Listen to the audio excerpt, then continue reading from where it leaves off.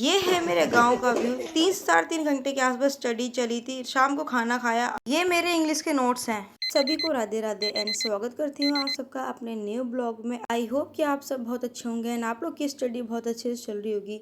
सुबह उठ के सबसे पहले मैंने धरती माँ को प्रणाम करा एंड उसके बाद अपना बेड सही करा और चली गई थी मैं मुंह धोने। मुंह वगैरह धो के आ गई थी। सुबह का रूटीन था वो मैंने अपना फिनिश कर लिया था। उसके बाद करा अपना स्टडी टेबल साफ कि मैं अपनी स्टडी बहुत अच्छे से कर सकूँ। पहले स्लॉट में मैंने रखा था अपना कैलकुलेशन, क्योंकि आप सबको पता है कि सीजीएल के एग्ज़ाम क्रैक करना है तो आपकी कैलकुलेशन बहुत स्ट्रांग होनी चाहिए। अगर कैलकुलेशन ही स्ट्रांग नहीं होगी तो कहीं ना कहीं आप मार खाएंगे, अपने स्कोर बूस्ट नहीं कर पाएंगे।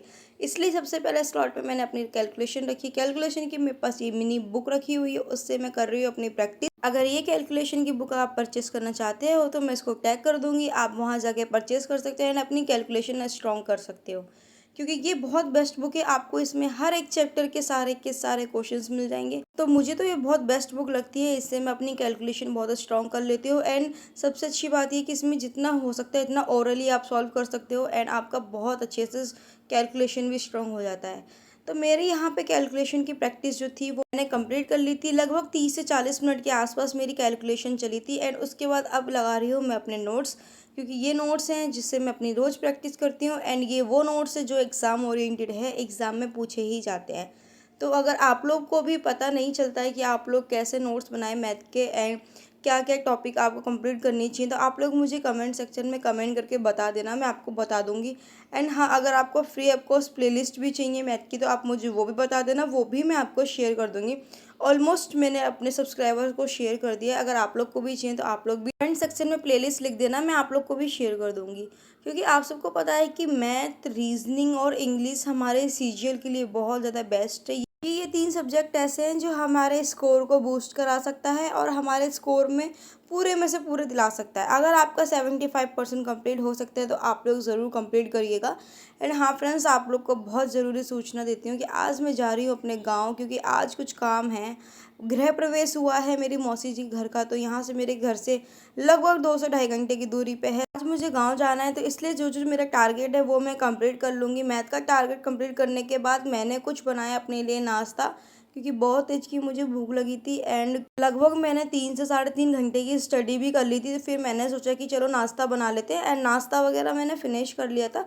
उसके बाद मैं आ गई थी अपने टेबल पे आ गई थी, ताकि मैं अपनी प्रिपरेशन अच्छे से कर सकूं। एंड ये है मेरे इंग्लिश के नोट्स जिसकी मैं अच्छे से रिवीजन कर रही हूँ। इंग्लिश में सबसे ज़्यादा मुझे प्रॉब्लम होती है वो है मेरी स्पोकन में।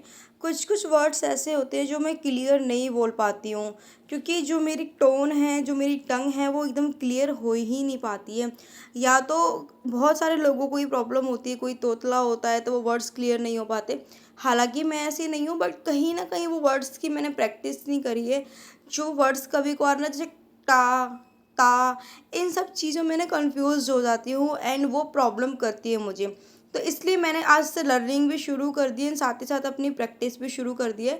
एंड मैंने नोट्स वगैरह जो बना रखे हैं उससे अपनी प्रिपरेशन करने के बाद, प्रैक्टिस करने के बाद मैंने ली बुक एंड बुक से फिर अपनी रिवीजन शुरू कर दी थी। क्योंकि जितना मैं लर्निंग अपनी अच्छी करूँगी, जितना मैं अपनी स्पोकन अच्छी करूँगी एंड ग्रामर अच्छी करूँगी, ये मेरे एग्ज़ाम के लिए बहुत ज़्यादा फ़ायदा करेगा। ऐसा नहीं है मैं पढ़ नहीं पाती, समझ नहीं पाती, मैं बोल लेती हूँ, पढ़ लेती हूँ, समझ लेती हूँ, लेकिन कुछ कुछ जो शब्द हैं ना, वर्ड्स हैं, वो प्रोनाउंसिएशन में नहीं क्लियर कर पाती हूँ। इंग्लिश की प्रैक्टिस कंप्लीट करने के बाद रिवीजन कर ली थी अच्छे से मैंने एंड फिर मैंने रैपिडो बुक करके मैं चली गई थी अपने स्टेशन के लिए, क्योंकि अब जा रही हूँ मैं गाँव।